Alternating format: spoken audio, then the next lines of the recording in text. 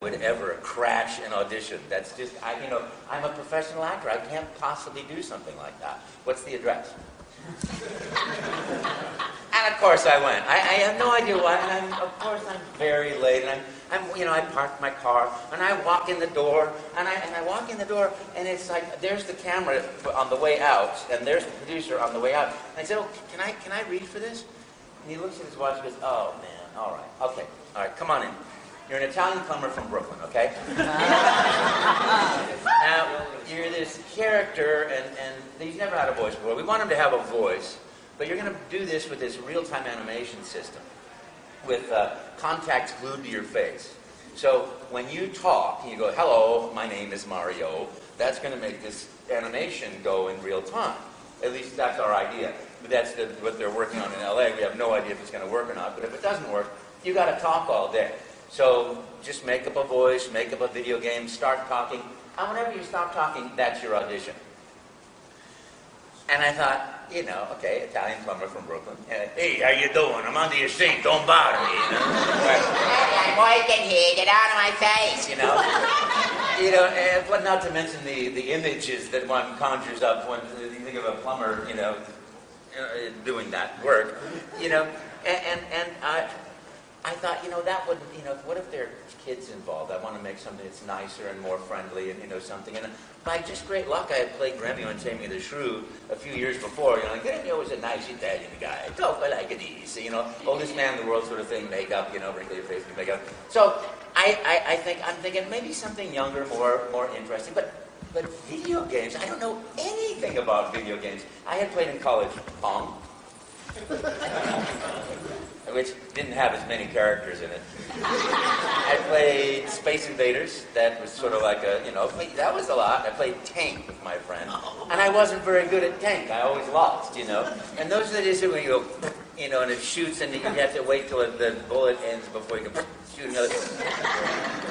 So I'm thinking, how can there be a character in a video game? That's impossible, right? Well, apparently not. So I'm sitting there thinking, well, I'll make something up because I'm not going to go boom, boom, boom, boom, and wacka, wacka, wacka, wacka, wacka. So I'm sitting there thinking about it, but I'll be nice and friendly. I just talk, and there's something in me too that goes, talk until I finish with things to say, till I run out of things to say. That's not going to really happen with me. So I thought, well, I'll just. We're doing more of the Mario in real time stuff. And Luigi, we have now Luigi in real time. So we have Mert and Lurch. So I can make them run back and forth on the screen. It's like so much fun. I love that character. I love that Luigi's having this year. Who had a question? You had a question.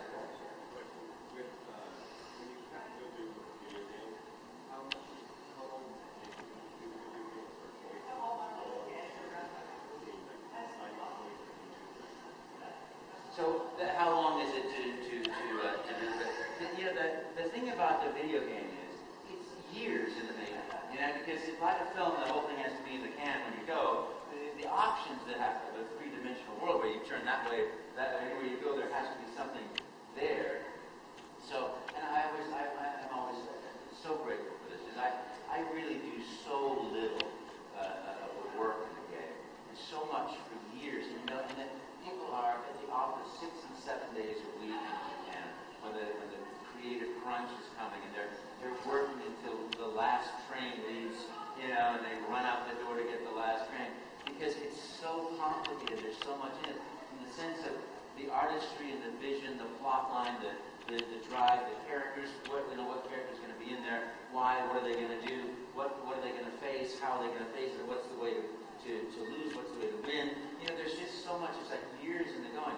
Sometimes I go and I create voices for the characters early in the process before the animations are really done. Sometimes the graphics are done, and sometimes as late as like 3 weeks before release, it's like, okay, now we want to get this voice in there, bang, bang, bang, bang, bang. So it really ranges. We tend to do a 4-hour studio time because that's the one that allows me to stay the best focused and not have an arc of like, okay, I lose, because if you lose energy ever in a session, it's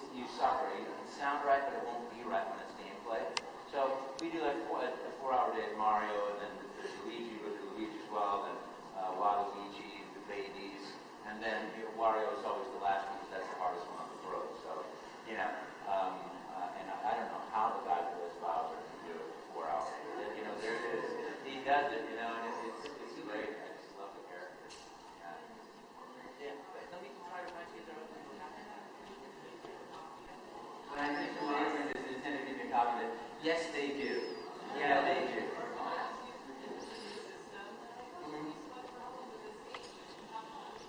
Yeah. Yeah, I do get copies of the game, and it's fun. Sometimes I have to call up and say, can I please have a copy of that game? Oh, no, I can't believe it. I thought I sent it to you. Everybody's so busy, you know, but yes, they do, and it's great, and I've got a Wii U at home, which I think is actually fantastic, you know.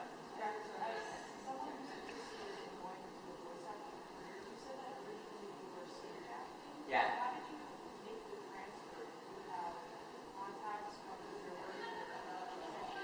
How did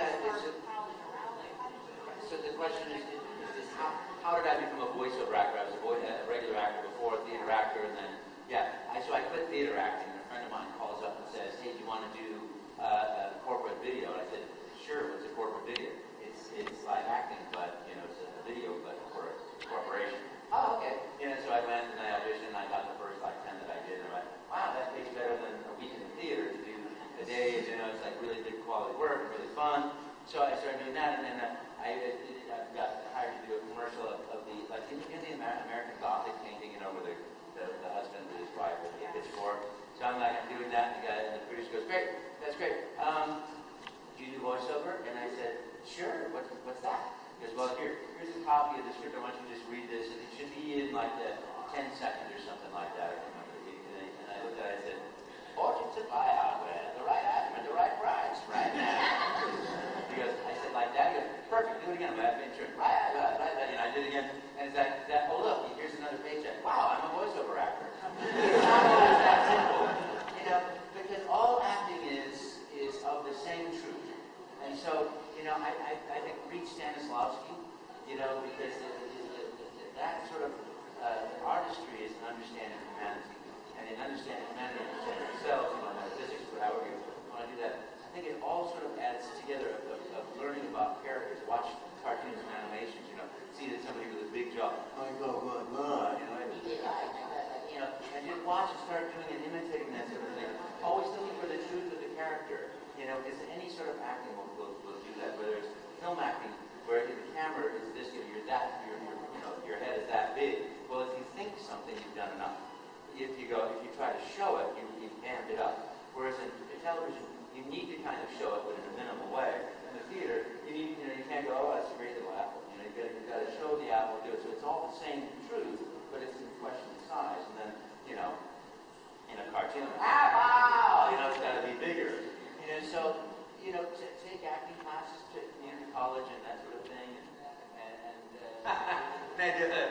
No, I can't. It's you know, the thing is, it's a French song, you know.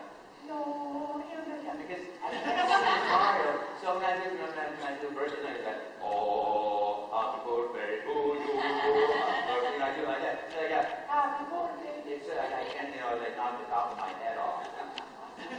Yeah. So I have all the Mario video games, so I have a favorite one. You know, I'm funny that way. Every time I play the game for the first time or see it for the first time, it's my favorite game of all time.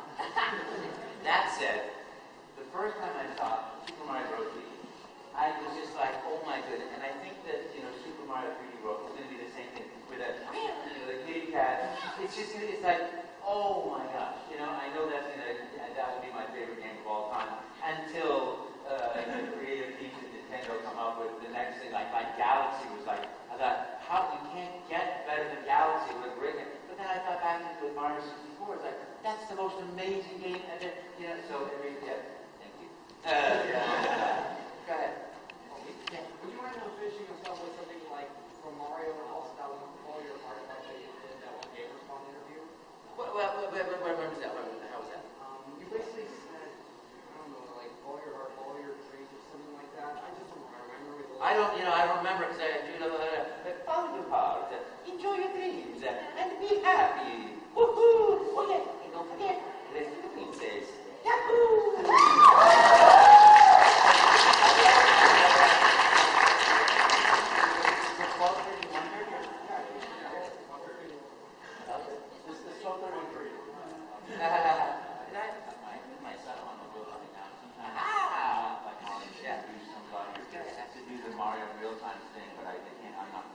so we record things. So yeah, sometimes the key is always if you're a voiceover talent, have a great microphone. Yeah.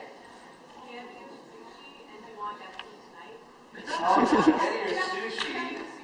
Oh gosh, I love them both. I mean, sushi I think is my favorite food in the whole wide world. I know a really great sushi place. Oh really? Well, let me see, because I think I'm spoken for the night. But thank you very much. Let me find out. Yeah. I think this were hopefully you can answer Mario. Yeah. Do you ever get mad, Mario? Do you ever get mad at pros when you find out something? No, the adventure continues.